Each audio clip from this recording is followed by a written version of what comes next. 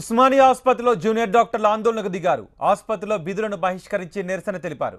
రోగులకు చికిత్సలు నిలిచిపోవడంతో పలువురు అవస్థలు పడుతున్నారు. ఆసుపత్రిలో మెరుగైన వసతులు కల్పించాలని, వైద్యులకు రక్షణ కల్పించడంతో పాటు వైద్య పరికరాలను సమకూర్చాలని జూడాలు డిమాండ్ చేస్తున్నారు.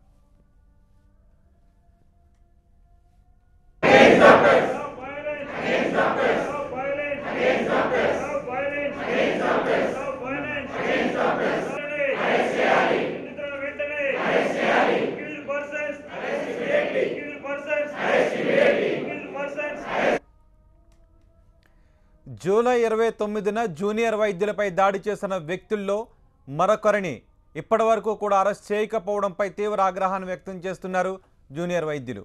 జూలై 29న ఎమర్జెన్సీ విభాగంలో పనిచేస్తున్న జూనియర్ డాక్టర్పై పేషెంట్ బంధువులు దాడి చేశారు. ఘటనపై తీవ్ర ఆగ్రహం వ్యక్తం చేసిన వైద్యులు విధులను బహిష్కరించి నిరసన తెలిపారు. వైద్య సేవలను నిలిపివేశారు.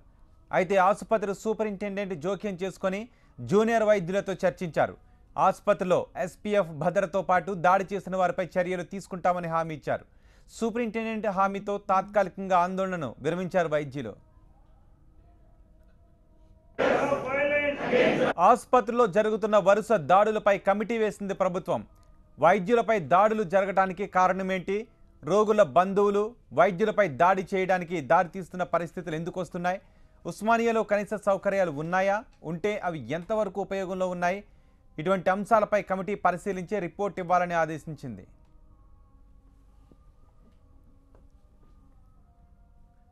అయితే వారం రోజులుగా వైద్యులు వివిధ రకాలుగా తమ నిరసనను తెలుపుతున్నారు.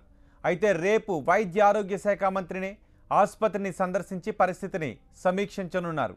ఆసుపత్రిలో ఉన్న వసతులు, వైద్యుల సమస్యలను తెలుసుకునే ప్రయత్నం చేస్తారు. మంత్రి పర్యటనను దృష్టిలో పెట్టుకుని ఆసుపత్రి సూపరింటెండెంట్ ఇవాళ ఆసుపత్రి సమస్యలపై సమీక్ష నిర్వహించారు. ఆసుపత్రిలో ఉన్న అడ్మినిస్ట్రేషన్ అధికారులకు జూనియర్ డాక్టర్లకు మధ్య ఉన్న సమన్వయ లోపాలను సరిదిద్దే ప్రయత్నాలు చేస్తున్నారు. అయితే జూనియర్ వైద్యులు మాత్రం తమ సమస్యలతో పాటు ఆసుపత్రిలో నెలకొన్న దుర్భర పరిస్థితులను కూడా చక్కబెట్టాలని డిమాండ్ చేస్తున్నారు. ఆపరేషన్ థియేటర్లో కనీసం వెలుతురు లేని పరిస్థితి ఉందని, చీకట్లోనే సెల్ ఫోన్ల వెలుతురులో చికిత్సలు చేసిన రోజులు కూడా ఉన్నాయంటున్నారు.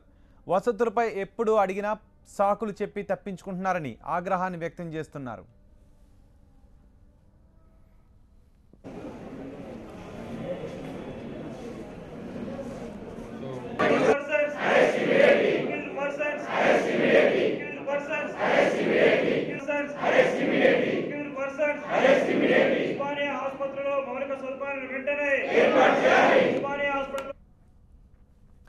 ఇప్పటికే చాలాసార్లు ప్రభుత్వం హామీలు ఇచ్చినా ఒక్కటి కూడా నెరవేర్చలేదని ఆరోపిస్తున్నారు. తాము ఇప్పుడు చేస్తున్న ఆందోళన మాత్రం సమస్యలు పరిష్కరించే వరకు విరమించబోమని తేల్చి చెబుతున్నారు. హామీలు పూర్తిగా నెరవేరే వరకు తమ ఆందోళనను కొనసాగిస్తామని, అవసరమైతే ఇతర హాస్పిటళ్ల వైద్యులు, విద్యార్థుల మద్దతు తీసుకుంటామని హెచ్చరిస్తున్నారు.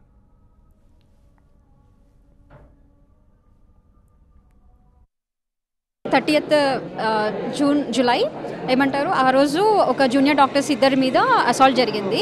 ఒక అమ్మాయి ఒక అబ్బాయి ఇద్దరు కలిసి ఇద్దరు జూనియర్ డాక్టర్స్ని కొట్టారు. దాంట్లో ఒకరిని మాత్రం అరెస్ట్ చేయడం జరిగింది, ఇంకొకరిని మాత్రం అరెస్ట్ చేయలేదు.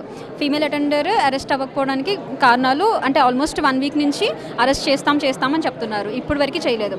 అండ్ ఎవరిని అప్రోచ్ అయినా కూడా మేము చేపిస్తామమ్మా, మీరు వెళ్ళిపోండి ఇలానే చెప్తున్నారు, కానీ ఇంతవరకు అరెస్ట్ అవ్వడం జరగలేదు. సో మా మెయిన్ డిమాండ్ అరెస్ట్ చేయండి, సెక్యూరిటీ సిస్టమ్ కల్పించండి అనేది మాత్రమే మేము దాంతో స్ట్రైక్ చేయడం జరిగింది. దానికోసం డిఎంఈ దగ్గరికి వెళ్ళాము. DME has given us assurance 1 వీక్లో మీకు ఏమేమి కావాలో అవన్నీ డిమాండ్స్ చేస్తామని చెప్పి, బట్ ఇప్పటి వరకు ఏమీ జరగలేదు. So we have resume the strike.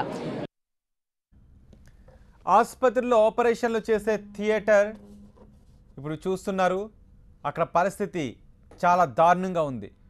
రోగంతో వచ్చిన వారికి రోగం నయం కాక కొత్త రోగాలు వచ్చే పరిస్థితులు అక్కడ నెలకొని ఉన్నాయి.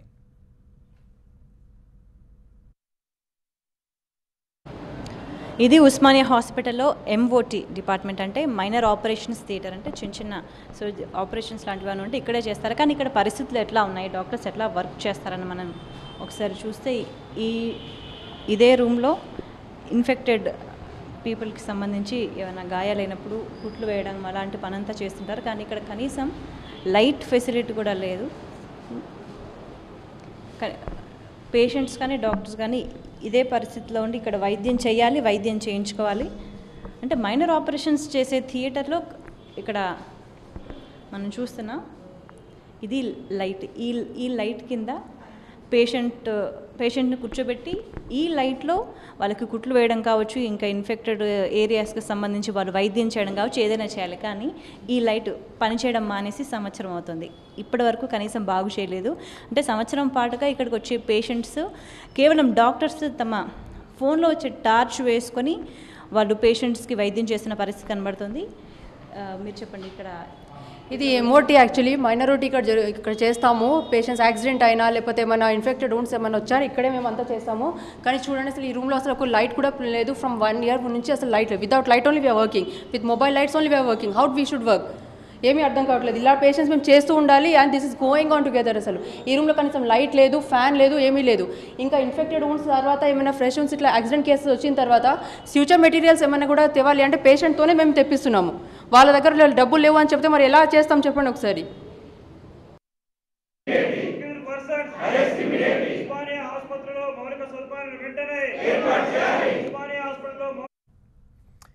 ఆసుపత్రిలో జూనియర్ వైద్యులు ఉండే హాస్టల్స్ పరిస్థితి మరీ అధ్వానంగా తయారైంది. ఇక్కడ కనీసం నిలబడలేని పరిస్థితి ఉంది. ఇది ఉస్మానియా హాస్పిటల్లో హౌస్ సర్జన్స్ డ్యూటీ రూమ్. అంటే పీజీ స్టూడెంట్స్ హౌస్ సర్జన్స్ అంతా కూడా ఇక్కడే వస్తూ ఉంటారు. మనం పరిస్థితి ఎట్లా ఉందో చూడొచ్చు. వాళ్ళు మినిమం బేసిక్ నీడ్స్ అడుగుతున్నారు. అంటే హౌస్ సర్జన్స్ డాక్టర్స్ ఉండాల్సిన పరిస్థితులు, వాతావరణం మనకి ఎలా కనిపిస్తున్నాయి, పేషెంట్ బెడ్ కంటే అధ్వానమైన పరిస్థితులు కనబడుతున్నాయి. వాళ్ళు ఇదే అడుగుతున్నారు. తాము ఇక్కడ చదువుకోవడానికి వచ్చాము, చదువుకోవాలి, అదేవిధంగా డ్యూటీ కూడా చేస్తూ ఉండాలి. ఇటువంటి పరిస్థితుల్లో కనీసం మేల్ అండ్ ఫీమేల్కి, ఆడవాళ్ళకి మగవాళ్ళకి సపరేట్ రూమ్ అనేది లేదు.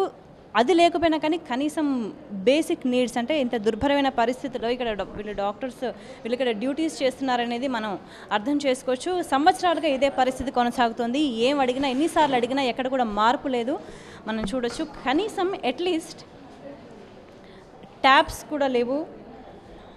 మనం మరోవైపు చూడొచ్చు, ఒకే ఒక వాష్రూమ్, మేల్ అండ్ ఫీమేల్కి ఒకే ఒక వాష్రూమ్, ఏవి కూడా సరిగ్గా పనిచేయని దుస్థితి. ఈ దుర్భర పరిస్థితుల్లో తాము వర్క్ చేస్తున్నాము. వీటన్నింటిలో మార్పు కోసమే తాము ఈసారి నడుం బిగిస్తున్నామని చెప్తున్నారు.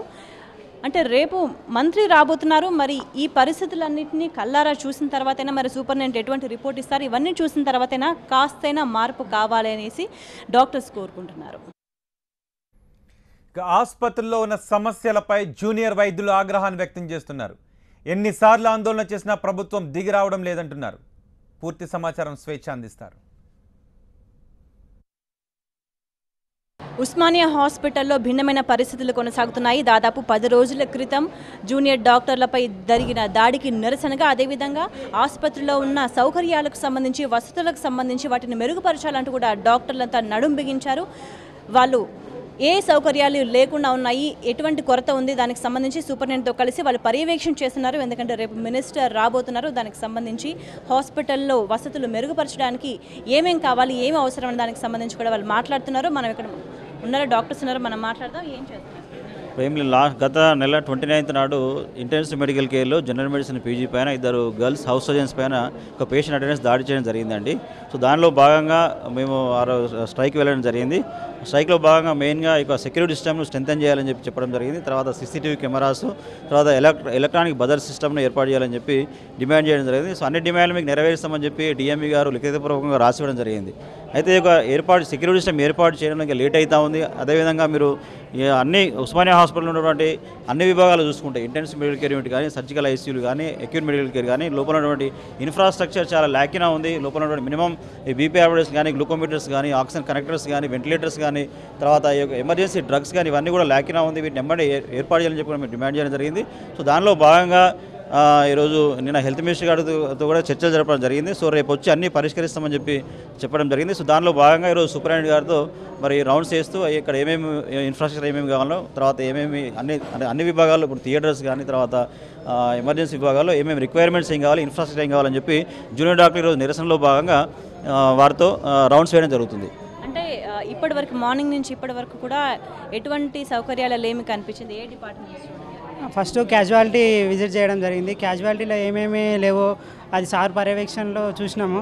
అక్కడ మెయిన్గా ఆక్సిజన్ ఫ్లో మీటర్స్, బీపీ ఆపరేటర్స్లు, గ్లూకోమీటర్లు, ఇంకా లారింజోస్కోప్స్ ఏమేమి లేవో అన్ని పర్యవేక్షణ జరిగింది. అట్లాగే అక్కడ క్యాజువాలిటీలో మైనర్ ఓటీ అనేది లేదు. ఆ మైనర్ ఓటీ కోసం దాన్ని అక్కడ క్యాజువాలిటీ నుంచి ఇక్కడ ఎంఓటీకి చాలా దూరం షిఫ్ట్ చేయాల్సి వస్తుంది.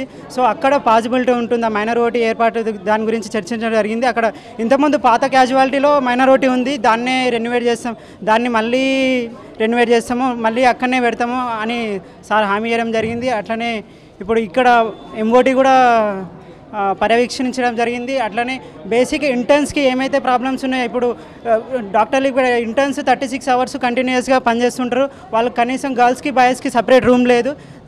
మేము అడిగినాం, సార్ని అడిగితే సార్ చేస్తామని అంటున్నారు. అట్లయితే ఎట్లాగో కనీసం ఆ రూమ్లో మౌలిక సదుపాయాలు, కొంచెం ఫ్యాను, అది ఆ బెడ్షీట్లు అవి అడగడం జరిగింది. సార్ చేస్తామని అంటున్నారు. మామూలుగా పేషెంట్స్ ఉస్మానియా హాస్పిటల్కి రావాలి అంటే భయపడుతుంటారు, ఎందుకంటే సౌకర్యాలు ఉండవు, దారుణమైన పరిస్థితులు ఉంటాయి. వస్తూ ఉంటే కూడా చూస్తూ ఉన్నాం. మరి ఇప్పుడు చేస్తున్న పని వల్ల, ఈ ఇన్స్పెక్షన్ వల్ల ఏమైనా బెనిఫిట్ ఉంటుంది అనుకుంటున్నారు? ఏం మార్పులు వస్తాయని ఎక్స్పెక్ట్ చేస్తున్నారు? గత 10 సంవత్సరాల నుంచి ఇక్కడే ఉన్నానండి. సో 10 సంవత్సరాల నుంచి అడ్మినిస్ట్రేషన్ చూస్తూ ఉన్నాను. రాను ఏంటంటే అడ్మినిస్ట్రేషన్ ఫెయిల్యూర్ కనిపిస్తుంది. అంటే వాళ్ళు రెగ్యులర్గా ఉండే ఆర్ఎంఓస్ ప్రతి డ్యూటీలో వాళ్ళు వచ్చి ఇన్స్పెక్షన్ చేసి ఎక్కడ ఏం కొరత ఉందో దాన్ని చూసి పై అథారిటీకి చెప్పాలి. అక్కడ ఉన్న సూపరింటెండెంట్ కానీ ఆర్ఎంఓ కానీ వాళ్ళు ఏంటంటే రెగ్యులర్గా ఇన్స్పెక్షన్ చేయట్లేదు, ఇక్కడ మౌలిక వసతులు ఉన్నాయా లేవా అని కూడా కరెక్షన్ చూసి, అది ఎంతవరకు పైన ఉన్న గవర్నమెంట్కి రిప్రజెంటేషన్ లేవు, పై వరకు వస్తున్నారు, డ్యూటీ చేసుకుంటున్నారు, పోతుంది. అంత బర్డన్ కాస్త హౌస్ సర్జన్స్ పీజీస్ పైన పడుతుంది, దానిపైన చేస్తున్నాము. కానీ వాళ్ళు ఇప్పుడు స్ట్రైక్ దిగినాము, ఇక్కడ మౌలిక సదుపాయాలు లేవు అని చెప్పడం వల్ల ఇప్పుడు ఒక ఆర్ఎంఓ సూపరింటెండెంట్ కదిలి ఇన్స్పెక్షన్ చేస్తున్నారు తప్ప మరి ఇన్ని రోజులు నిద్రపోతున్నారా వాళ్ళకి తెలియదా? ప్రతి ఒక్క ఎమర్జెన్సీ డిపార్ట్మెంట్లో గ్లూకోమీటర్, కనీసం గ్లూకోమీటర్ లేదని వాళ్ళ దృష్టికి పోలేదా? ఈసీజీ త్రూఅవుట్ హాస్పిటల్లో ఒక ఈసీజీ మిషన్ ఉంది, మరి వాళ్ళకి తెలియదా? ఇవన్నీ తెలుసు, కానీ వాళ్ళు ఒకసారి ఇన్స్పెక్షన్ చేయలేదు. దీనికి సరైన పరిష్కారం చేయడానికి కూడా వాళ్ళు కృషి చేయలేదు. ఓకే, అంటే ఈ 2 days యాక్టివిటీతోని పేషెంట్స్కి అదేవిధంగా డాక్టర్స్ కూడా బెనిఫిట్ అవుతుంది అనుకుంటున్నారా? పరిస్థితుల్లో మార్పు వస్తుంది అనుకుంటున్నారా? Definitely, like if the facilities are improved, it will result in a good thing for even the patients also, not only us, our security and even for the patients also improvement. మొత్తానికి ఉస్మానియా హాస్పిటల్లో doctors మాత్రం ఒక మార్పుకి నడుం బిగించారని చెప్పాలి. ఎందుకంటే డాక్టర్ల రక్షణతో పాటు కూడా వాళ్ళు ప్రజలకు సేవ చేయాలనుకుంటున్నారు. ఎందుకంటే పేదవాళ్ళు ఎవరైనా సరే ముందుగా వచ్చేది ఉస్మానియా హాస్పిటల్కు. ఇక్కడ వైద్యం కోసం మరో డాక్టర్ ఉన్నారు, మనం మాట్లాడదాం. మేడం, ఇది ఫస్ట్ మా పని కాదు. మేము ఇక్కడికి వచ్చి చదువుకోవడానికి వచ్చినాము, పేషెంట్స్ సర్వీస్ చేసి మేము ఇక్కడ బెటర్గా ట్రైన్ అవ్వడానికి వచ్చినాము. ఇదంతా అడ్మినిస్ట్రేషన్ పని. ఇప్పుడు ప్రజెంట్ సిచ్యువేషన్ ఎట్లుందంటే, సూపరింటెండెంట్ సార్ వచ్చి చెప్పినా కానీ వినే పరిస్థితి లేదు. ఆయన 3 రోజుల కింద రిప్రజెంటేషన్ కూడా ఇక్కడ ఆయన కింది స్థాయి అధికారులు పాటిస్తలేరు. ఇప్పుడు ఆయనే మాటకు కూడా ఎక్కడ కట్టుబడి లేరు. ఇప్పుడు అక్కడనే ఎప్పుడు మాకు పనులు అయితే అనే నమ్మకం కూడా లేదు మాకు. మళ్ళీ నిన్న మినిస్టర్ గారు కూడా సేమ్ రిప్రజెంటేషన్ ఇచ్చినారు, అన్నీ వచ్చి చేస్తాను అని. కానీ ఇప్పుడు ఆ నమ్మకం అయితే, ఆ ధైర్యం అయితే మాకు రావట్లేదు. ఎట్టి పరిస్థితుల్లో ప్రతి ఇన్ఫ్రాస్ట్రక్చర్, బేసిక్ నీడ్స్ విత్ మాకు ప్రొటెక్షన్, ఆ సేఫ్టీ అనేది వచ్చినంత వరకు మేము సమ్మె విరమించే ప్రసక్తి అయితే లేదు. మొత్తానికి పీజీ చదువుకోవడానికి తాము వచ్చాము, మళ్ళీ తమ పరిధిలోకి రాకున్నా కూడా కానీ తాము ఇవాళ ఫైట్ చేస్తున్నాము ఆసుపత్రిలో మెరుగైన సౌకర్యాలు ఉండడం కోసం. ఎందుకంటే ఇక్కడికి వచ్చే వాళ్ళు కూడా, పేషెంట్స్ కూడా బెనిఫిట్ అవ్వాలి, సౌకర్యాలు రావాలి, ఉస్మానియా ఆసుపత్రి ఇంకా మెరుగుపడాలి. అదేవిధంగా డాక్టర్లు, పేషెంట్లు అందరి సమస్యలు పరిష్కారం కావాలని ఇక్కడ ఉన్న డాక్టర్స్ అయితే కోరుకుంటున్నారు. మరి రేపు ఆరోగ్య శాఖ మంత్రి ఇక్కడికి రాబోతున్నారు. మరి ఆయన ఈ పర్యవేక్షణ తర్వాత వచ్చిన రిజల్ట్స్తో, వీళ్ళు చెప్పిన రిపోర్ట్తో మరి ఎటువంటి మార్పులు చేస్తారు, ఉస్మానియా ఆసుపత్రి నిజంగా బాగుపడుతుందా, ఇక్కడున్న డాక్టర్స్ సమస్యలు తీరుతాయా, నిజంగా పీజీ చదువుకోవడానికి వచ్చిన వాళ్ళకి చదువుకుంటూ ఎవరి పని వాళ్ళు చేస్తారా, అడ్మినిస్ట్రేషన్ వాళ్ళ వర్క్ వాళ్ళు చేస్తారా, ఏం జరగబోతోంది అనేది మనం వేచి చూడాలి. రేపు మంత్రి లక్ష్మారెడ్డి ఆసుపత్రిని సందర్శిస్తారు. ప్రభుత్వం మెరుగైన వసతులు కల్పించేందుకు కృషి చేస్తుంది అన్నారు సూపరింటెండెంట్. ఉస్మానియాలో మెరుగైన సౌకర్యాలు, వసతుల కోసం హాస్పిటల్ సూపరింటెండెంట్ మొత్తం హాస్పిటల్ అంతా పర్యవేక్షిస్తున్నారు. మనం సూపరింటెండెంట్ ఉన్నారు, మనం మాట్లాడదాం.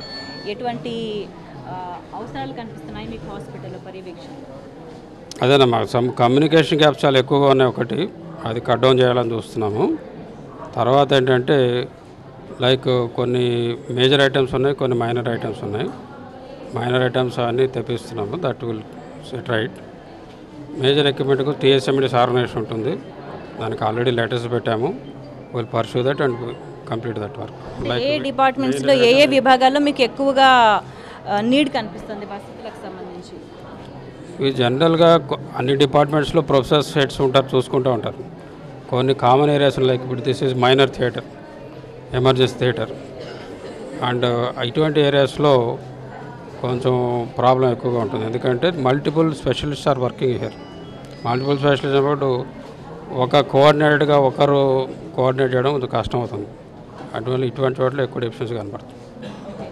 అంటే ఈ పర్యవేక్షణ ఈ ప్రొసీజర్తో ఒక సొల్యూషన్ వస్తుంది అనుకుంటున్నారా? ఉస్మానియా హాస్పిటల్ బెటర్మెంట్ కనిపిస్తుంది అంటారా? తప్పకుండా వస్తుంది. ఎందుకంటే ఐ హ్యావ్ మా జూనియర్ డాక్టర్స్ కోఆపరేషన్ తోటి తప్పకుండా వస్తుందని హెల్ప్ చేస్తున్నాను, ఎక్స్పెక్ట్ చేస్తున్నాను. ఎందుకంటే బేసిక్గా ఈరోజు రౌండ్స్ నేను చేసేది ఎందుకంటే ఈ అంతరాలు తగ్గించాలి. ఎందుకంటే there so many things non notice కూడా రావడం లేదు అప్పుడప్పుడు.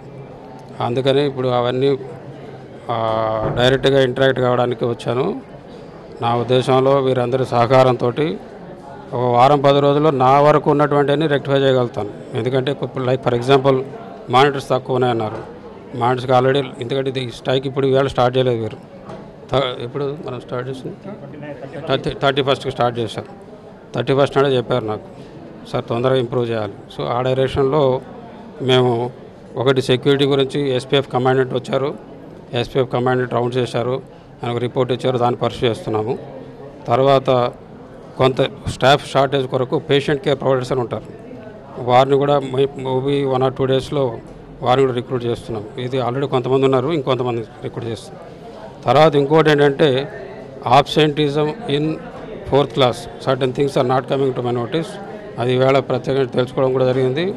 ఎవరైతే అటువంటి ఉన్నారో వారికి మెమోలు ఇవ్వడం, whatever action to be taken will take. Small items ఇవేవైతే ఉన్నాయో అవన్నీ మనము గవర్నమెంట్ ఇచ్చిన ఫండ్స్ తోటి ప్రొక్యూర్ చేస్తాము, అది సెటిల్ చేస్తాం. కొన్ని మేజర్ థింగ్స్ ఉంటాయి లైక్ ఇన్ఫ్రాస్ట్రక్చర్ అంటే థియేటర్ మొత్తం రెనోవేషన్ చేయడం, ఇటువంటివి టీఎస్ఏ మెడిసిన్ ఆర్గనైజేషన్ ఉంటుంది, వారిని అప్రోచ్ అయ్యి వారి సహకారంతో అది కంప్లీట్ చేస్తుంది. ఓకే, థ్యాంక్ యూ అండి. అంటే ఈ ఇన్స్పెక్షన్ వల్ల ఏమేమి అవసరం అనేది చెక్ చేసి డెఫినెట్గా ఉస్మానియా ఆసుపత్రిని మెరుగుపరిచే ప్రయత్నం చేస్తామంటున్నారు సూపరింటెండెంట్.